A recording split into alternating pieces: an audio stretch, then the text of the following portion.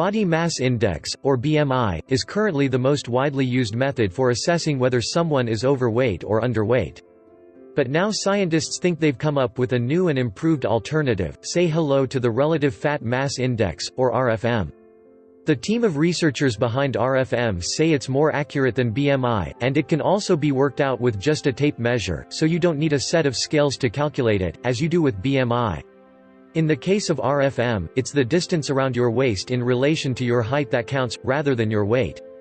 The researchers say that gives a better idea of whether someone's body fat is at a healthy level or not. We wanted to identify a more reliable, simple and inexpensive method to assess body fat percentage without using sophisticated equipment, says lead researcher Orizon Woolcott from the Cedars-Sinai Medical Center in California. Our results confirmed the value of our new formula in a large number of subjects.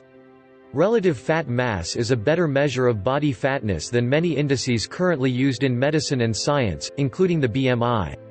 To work out your BMI, you divide your weight in kilograms by your height in meters, then divide the answer by your height again. This figure can then be compared against a chart of healthy weights for each height. A normal BMI is between 18.5 and 25. Experts have always admitted it isn't perfect, it doesn't take into account gender differences, it doesn't always accurately reflect muscle mass, and results can be skewed for children and the elderly. That said, BMI has been a useful shorthand for tracking problems like obesity over time and across populations.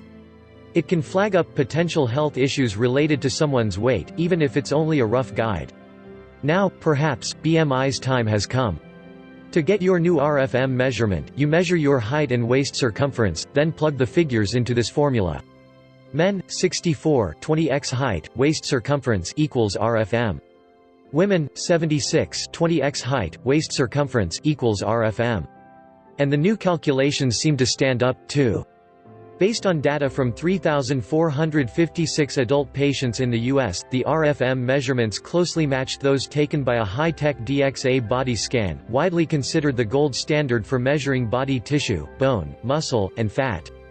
In other words, RFM was almost as good a gauge of body fat as a specialist bit of medical equipment, and all it needs is a tape measure. The RFM calculations were more accurate than more than 300 other formulas the researchers tried. It's hoped that the new calculations will help anyone struggling with weight issues and associated health problems like diabetes and high blood pressure to better track their body fat levels. For now, though, more research across a greater number and a greater variety of people is required to make sure RFM is as accurate as its creators think it is.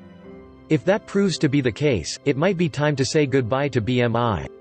We still need to test the RFM in longitudinal studies with large populations to identify what ranges of body fat percentage are considered normal or abnormal in relation to serious obesity-related health problems, says Woolcott.